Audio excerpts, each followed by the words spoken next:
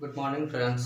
मैं प्रशांत कुमार आज आपके लिए लेकर के आया हूँ टाइम एंड डिस्टेंस से related important question. Time and distance के बारे में अब मैं पढ़ाऊँगा। तो चलिए टाइम एंड डिस्टेंस के बारे में बात करने से पहले हम लोग उसके कुछ ट्रिक्स, कुछ बेसिक बातें जान लेते हैं।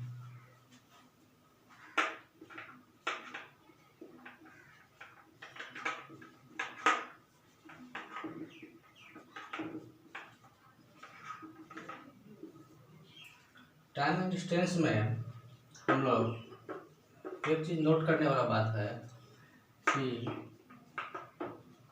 किलोमीटर पर आवर को अगर हम 5/18 5/18 से अगर हम लोग मल्टीप्लाई करते हैं तो ये मीटर प्रति सेकेंड में बदल जाएगा और मीटर प्रति सेकेंड को 18/5 से गुना करने पर ये किलोमीटर पर आवर में चेंज हो जाएगा।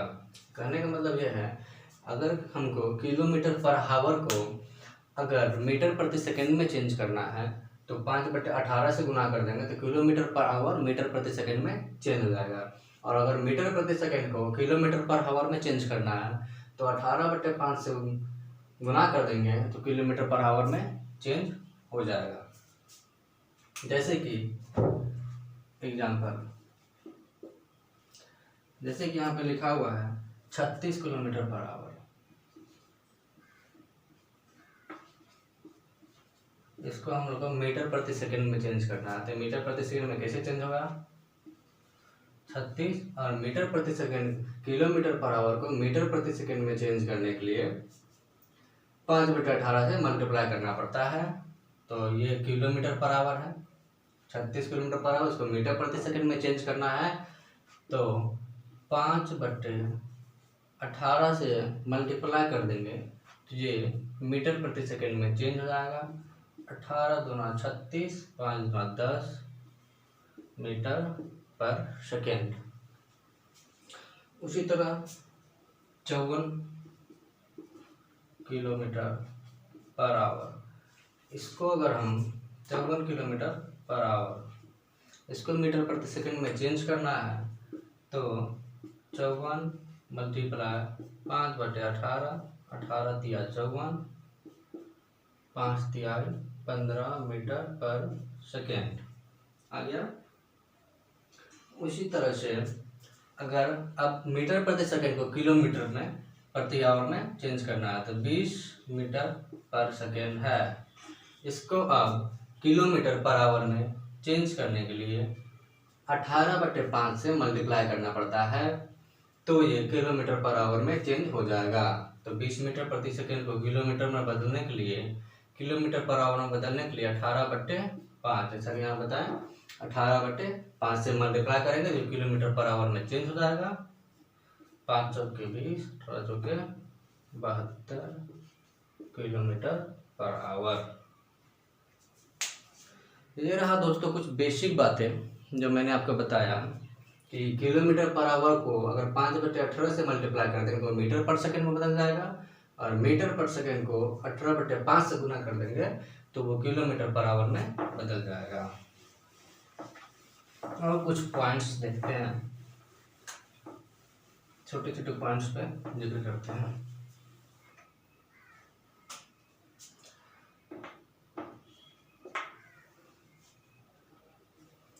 जैसे कि पॉइंट 4 ट्री मैन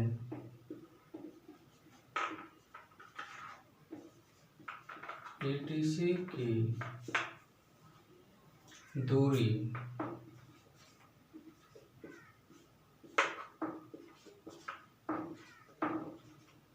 ट्रेन की तुलना में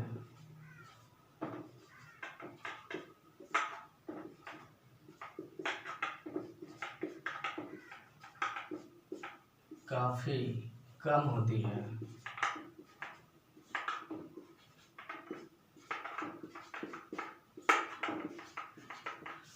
पॉइंट, पोल, ट्री, मैन इत्यादि की दूरी ट्रेन की तुलना में काफी कम होती है, इसलिए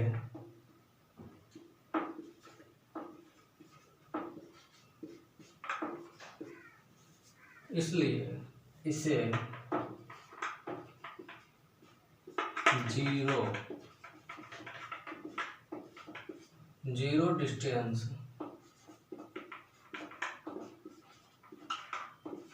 जीरो डिस्टेंस वाली वस्तु कहते हैं।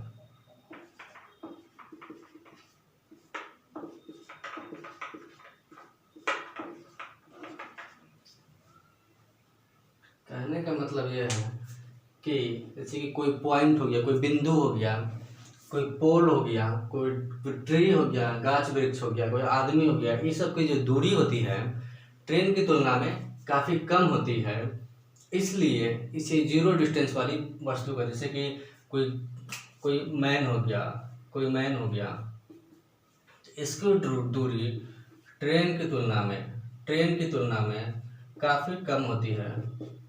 ट्रेन की तुलना में काफ़ी कम होती है। ट्रेन की लंबाई जो है ये है, इसकी ये है, तो काफ़ी कम होती है, इसलिए इसको जीरो डिस्टेंस वाली वस्तु कहते हैं। ये पहला पॉइंट हुआ।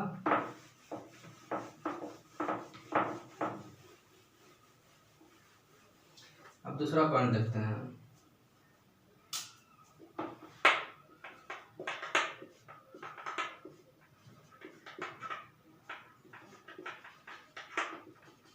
प्लेटफॉर्म, ब्रिज,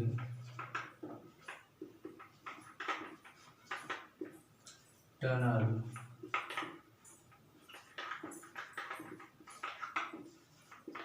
ETC की दूरी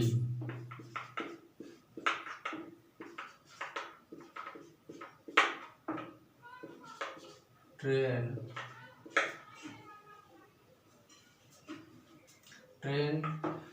प्लेटफॉर्म, ब्रिज, टनल, ETC की दूरी ट्रेन की तुलना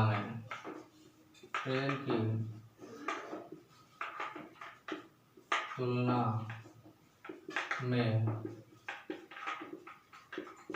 काफी कम नहीं होती है।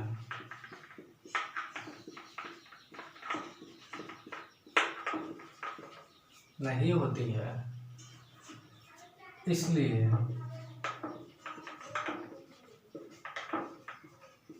इसे सेल्फ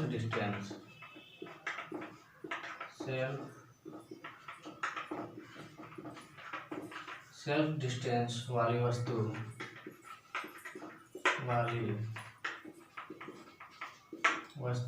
कहते हैं।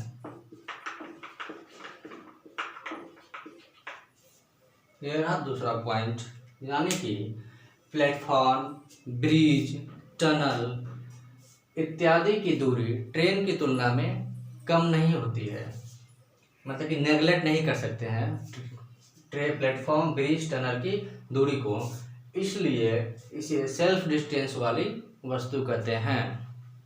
ठीक है, ये दूसरी पॉइंट हो गई। जैसे कि यहाँ ये समझिए कि ये कोई वस्तु है, वस्तु दो प्रकार की हो गई। एक हो गया जीरो डिस्टेंस,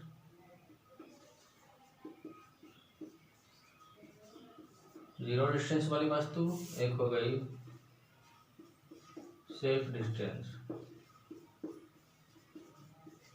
डिस्टेंस वाली वस्तु। जीरो डिस्टेंस वाली वस्तु में कौन कौन सी वस्तु आती है? इसमें आती है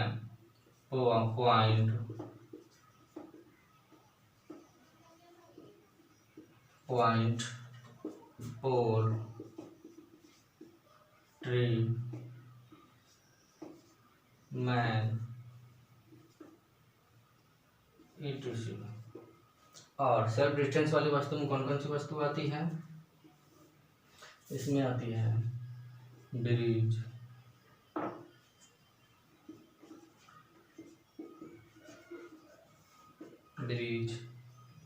प्लेटफॉर्म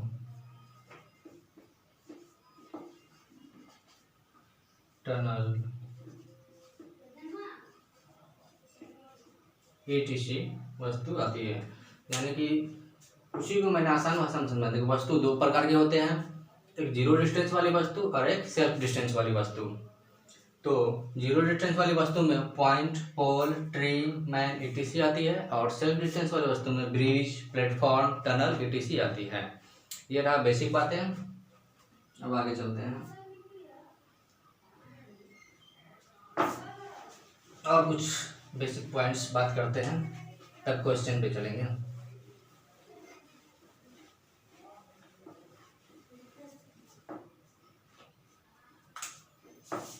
नेक्स्ट पॉइंट है जीरो डिस्टेंस वाली वस्तु को पार करने के लिए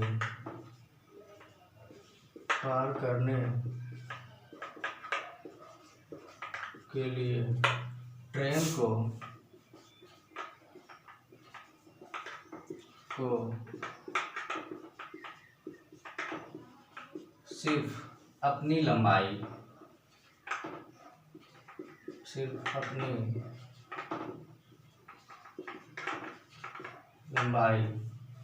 सिर्फ अपनी लंबाई पार करना होगा।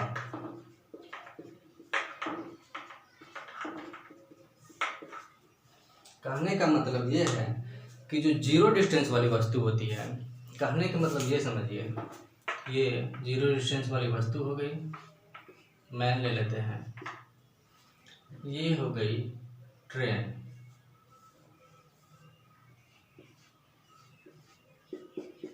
ये हो गई ट्रेन। तो ट्रेन को इस जीरो डिस्टेंस वाली, मैन तो जीरो डिस्टेंस वाली वस्तु होती है, इसको पार करने में ट्रेन को सिर्फ अपनी लंबाई पार करनी होगी।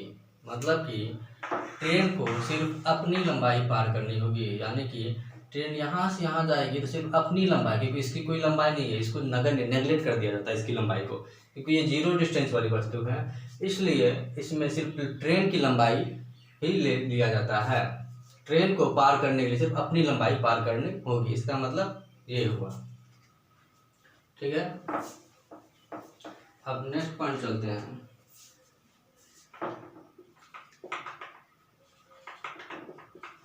सेल्फ डिस्टेंस वाली वस्तु को पार करने के लिए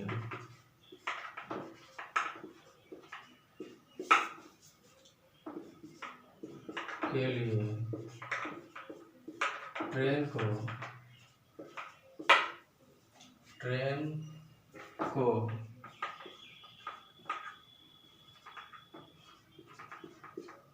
अपनी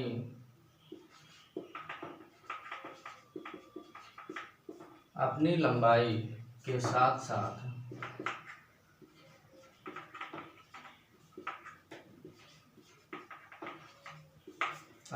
के साथ साथ उस वस्तु की भी लंबाई को पार करना होगा। उस वस्तु की लंबाई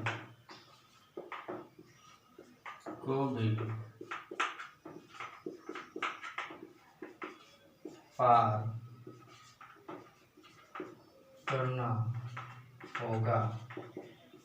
मतलब कि ये कोई प्लेटफॉर्म है, तो प्लेटफॉर्म की लंबाई नेगलेक्ट करने योग्य नहीं होती है, इसको नेगलेक्ट नहीं कर सकते हैं। तो ट्रेन को क्रॉस करने में, ट्रेन को यहाँ से क्रॉस करने में अपनी लंबाई के साथ साथ, ट्रेन की जो लंबाई है, इस अपनी लंबाई के साथ साथ प्लेटफॉर्म की लंबाई को भी पार करना होगा। मतलब कि प्लेटफॉर्म की लंबाई को हम लोग नेगलेक्ट नहीं कर सकते हैं। ये रही दोस्तों कुछ बेसिक पॉइंट्स। अब नेक्स्ट बेसिक पॉइंट पे कुछ डिस्कशन करते हैं।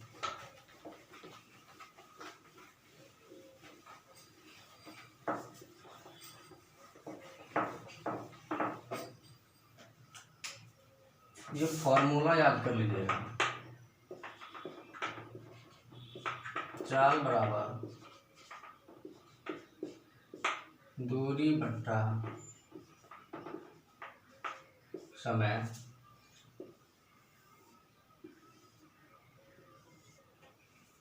दूसरा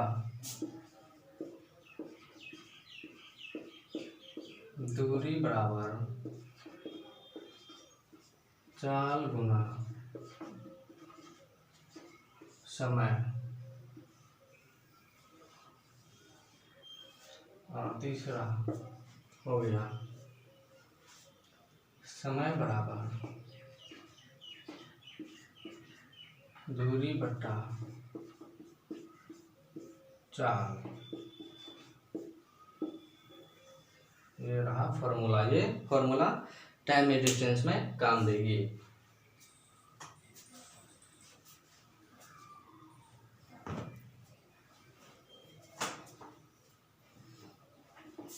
ये रही फॉर्मूला, इसको याद कर लीजिएगा।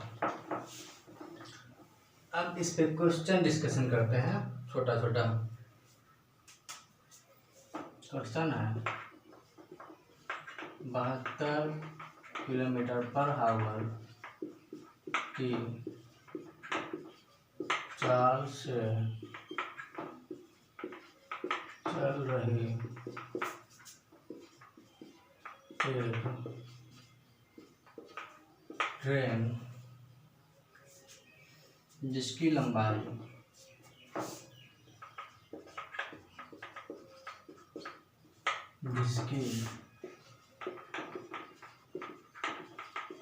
जिसकी लंबाई 800 मीटर है, एक पेड़ को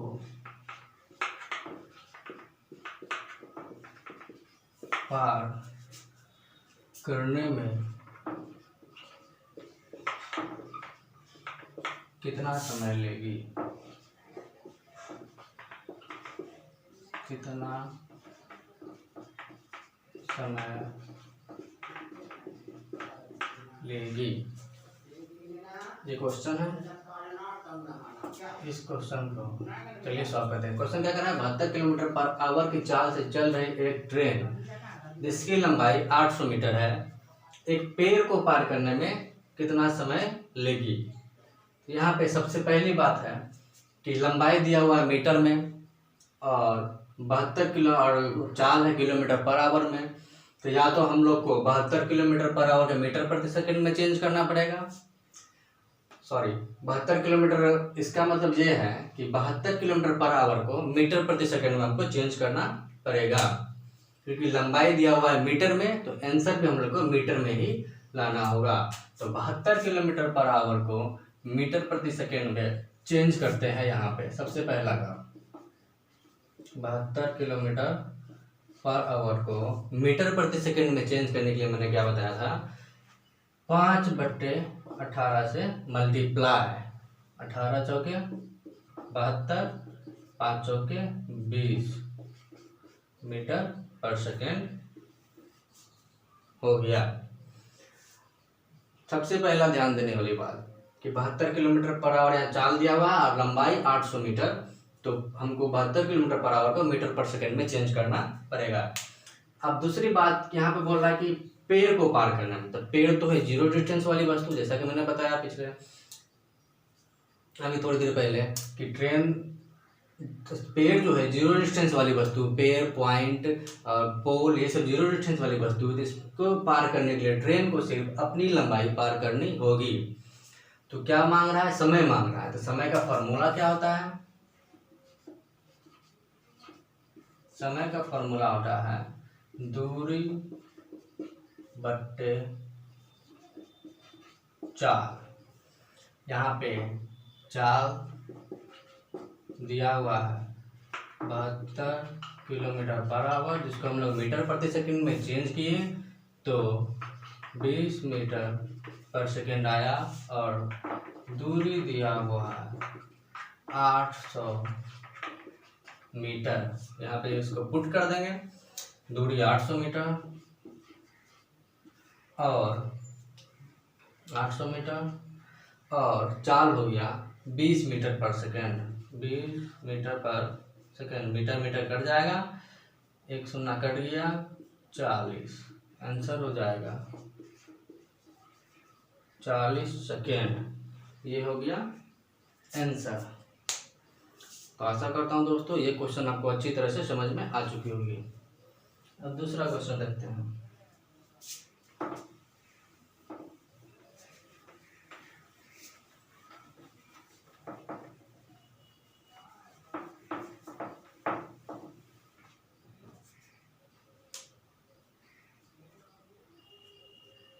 चौवन किलोमीटर चाल की रफ्तार से 54 किलोमीटर पर आवर की चाल से चलती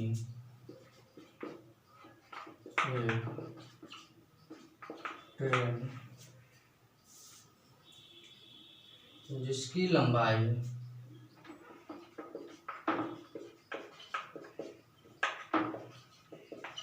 500 मीटर है, जिसकी लंबाई 500 मीटर है। एक ट्रेन लंबाई है जिसकी लंबाई 500 मीटर है। एक पुल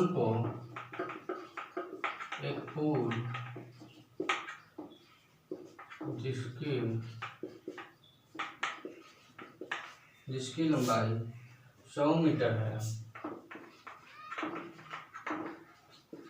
100 मीटर है को पार करने में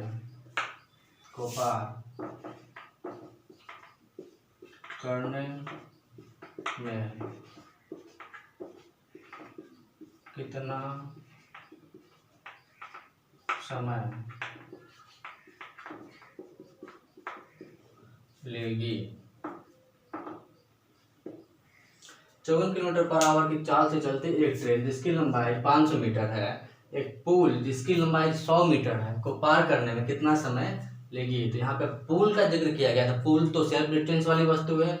ट्रेन को अपनी लंबाई के साथ साथ पुल की भी लंबाई को पार करना होगा, और जहाँ पे दोनों लंबाई दिया हुआ मीटर में है तो 54 किलोमीटर पर आवर को चेंज करके हमको मीटर पर सेकेंड में लाना होगा। तो चाल दिया हुआ है 54 किलोमीटर पर आवर को अगर हम 5/18, जैसा कि पहले मैं बता चुका हूँ, 54 किलोमीटर पर आवर को मीटर प्रति सेकंड में चेंज करने के लिए 5/18 से गुना करेंगे तो ये मीटर प्रति सेकंड में चेंज हो जाएगा। 18 तिहाई 54, 5 तिहाई 15 मीटर पर सेकेंड। ये हो गया 15 मीटर पर सेकेंड। अब यहाँ पे जिसमें से ट्रेन की लंबाई दिया हुआ है 500 मीटर और पुल की लंबाई दिया हुआ है 100 मीटर। समय मांग रहा है। समय का फॉर्मूला होता है दूरी बट्टे चाल। अब दूरी में यहाँ पे ट्रेन की भी लंबाई लगेगी, ट्रेन की लंबाई प्लस ट्रेन को अपनी लंबाई के साथ साथ पुल की भी लंबाई को पार करना होगा, प्लस पुल की लंबाई बट्टे चाल। तो ट्रेन की लंबाई क्या है 500 मीटर प्लस पुल की लंबाई 100 मीटर बट्टा चाल है 15 मीटर पर सेकेंड। चाल है कितना 15 मीटर पर सेकेंड। यहाँ हो जाएगा 600 मीटर पर सेकेंड। 500 प्लस 1 तो 600, यहाँ 15 मीटर, मीटर मीटर कैंसिल, 15 से कट जाएगा, 15 चौके 60, शून्य। Answer 40 second. 40 सेकेंड हो गया। 54 किलोमीटर की चाल से चल रही थी एक ट्रेन, जिसकी लंबाई 100 मीटर 500 मीटर थी, पुल की लंबाई भी थी, तो दोनों को हम लोग को ऐड कर दिए, क्योंकि पुल की लंबाई को नेगलेक्ट नहीं किया जा सकता है।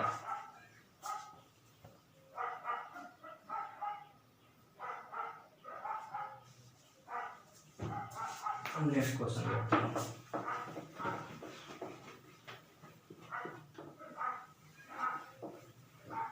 एक और क्वेश्चन देखते हैं। 36 किलोमीटर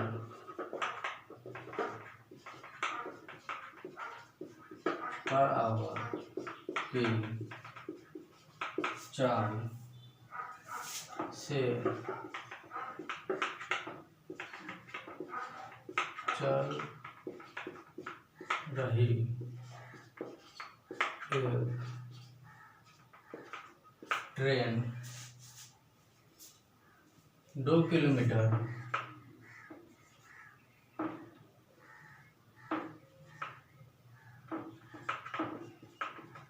लंबे 2 किलोमीटर लंबे प्लेटफॉर्म को पार करने में प्लेटफॉर्म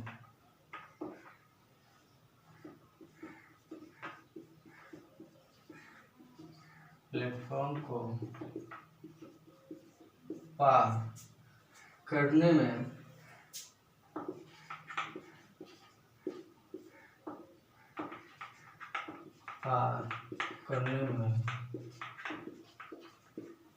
कितना समय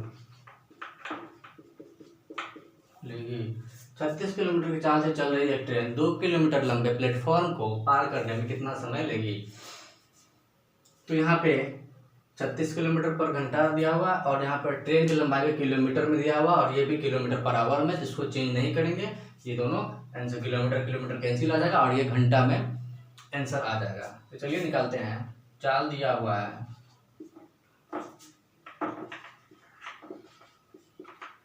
36 किलोमीटर पर आवर और यहाँ पे ध्यान देने वाली बात है कि ट्रेन की यहाँ पे 2 किलोमीटर प्लेटफॉर्म की लंबाई है।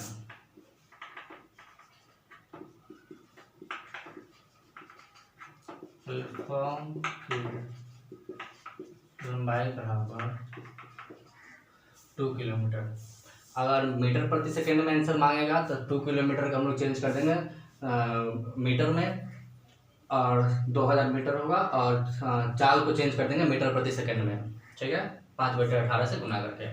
अब यहाँ पे क्या मांग रहा है, दूरी यहाँ पे हम लोग देखते हैं कि दूरी जो होगा यहाँ पे ट्रेन की लंबाई के साथ साथ ट्रेन को प्लेटफॉर्म की लंबाई को भी पार करना होगा, क्योंकि ये सेल्फ डिस्टेंस वाली वस्तु है।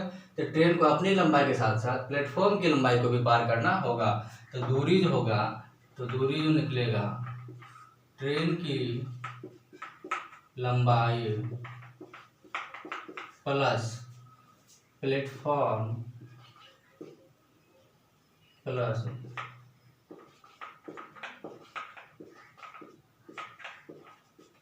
प्लेटफॉर्म की लंबाई बट्टे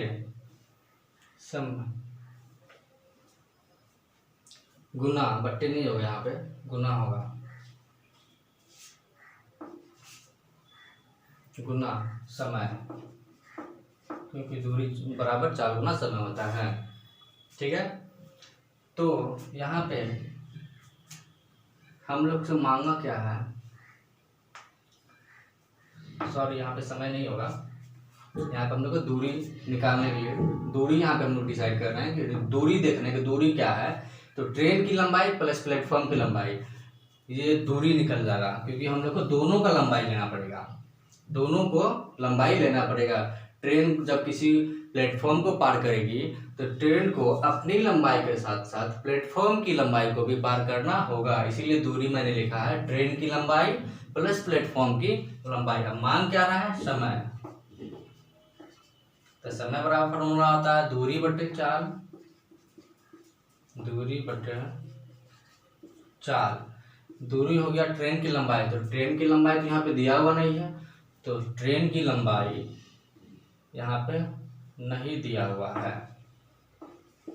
ट्रेन की लंबाई वाट नहीं दिया हुआ है, प्लस प्लेटफॉर्म की लंबाई 2 किलोमीटर दिया हुआ है और चाल है 36 किलोमीटर पर आवर। अब यहाँ पे ध्यान दीजिए कि जब तक ट्रेन की लंबाई मालूम नहीं होगी तब तक हम लोग समय नहीं निकाल सकते हैं, क्योंकि यहाँ पे ट्रेन का लंबाई कहीं जिक्र नहीं है और ट्रेन को किसी प्लेटफॉर्म को पार करने के लिए अपनी लंबाई के साथ साथ प्लेटफॉर्म की लंबाई को भी पार करनी होगी, इसीलिए। और यहाँ पे ट्रेन की लंबाई दिया हुआ नहीं है, इसीलिए यहाँ पे हो जाएगा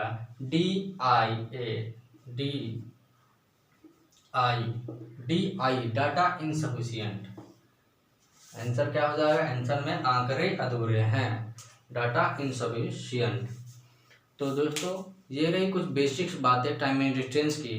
नेक्स्ट चैप्टर में हम लोग अब इसके टाइप्स, बहुत सारे टाइप्स है टाइम एंड डिस्टेंस से, बहुत तरीके से सवाल, बहुत तरह का क्वेश्चन पूछा जाता है, तो उससे रिलेटेड वीडियो मैं नेक्स्ट वीडियो में बताऊंगा आप लोगों को नेक्स्ट सेशन में।